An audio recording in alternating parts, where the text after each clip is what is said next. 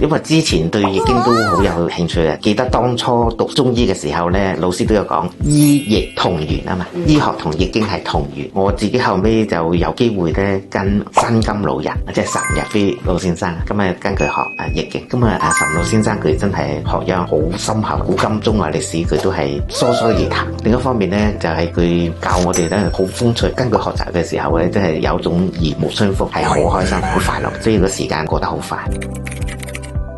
關係最主要就係講陰陽，中醫嚟講咧強調嘅就係陰陽嘅平衡，即係好多時如果陰陽失去平衡咧，我哋嘅身體就會出現狀況，一係就寒熱虛實，寒嘅話都係陰氣比較重，熱嘅話通常都係陽亢，所以我哋都係盡量調補陰陽，令到佢平衡，對我哋嘅身體自然就會健康。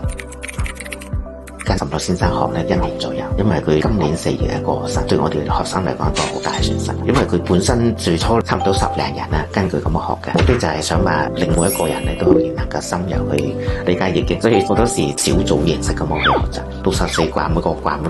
咁講，其實係可以學好長時間。我聽佢講，佢最初嗰啲學咗10幾年，跟佢學嗰啲。咁我哋希望每個卦咁去學識佢，但係好可惜咧，就到後期佢個身體差咗，咁佢停咗。喺玄學嚟講就係避開啲兇險嘅嘢啦，趨向吉嘅方面。但係用喺醫學嚟講，我哋就係希望避開啲病啦、痛啊、身體健康啊、我哋氣息好啊、精神好啊，自然就運氣就會好啊。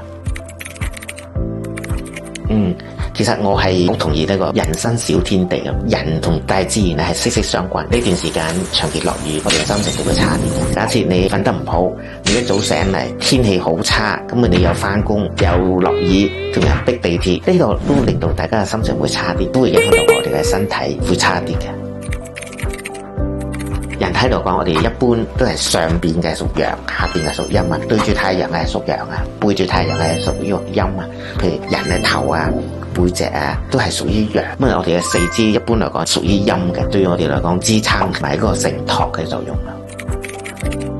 會有呢個情況嘅，即係譬如我哋嘅腰背啊、脊椎呢啲偏向於陽咧，都係負責推動嗰個氣血嘅運行。咁而嘅手腳四肢咧都偏向於陰嘅。有一個滋養同埋一個承托嘅作用。當呢個運行唔順暢，人體就自然就會有一個唔舒服嘅情況出現嘅。所以譬如話你好多時